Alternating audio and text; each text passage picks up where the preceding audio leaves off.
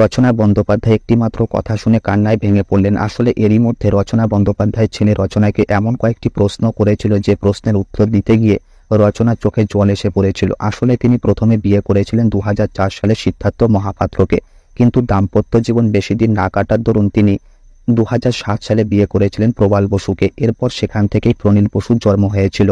রচনা বন্দ্যোপাধ্যায়ের জীবন ঠিকঠাকভাবেই চলছিল, কিন্তু এরই মধ্যে রচনার ছেলে রচনাকে বলেছিল তাদের স্কুলের মধ্যে সকল পিতামাতাকে উপস্থিত থাকতে হবে এবং এটাও বলেছিল পিতাকে অবশ্যই উপস্থিত থাকতে হবে।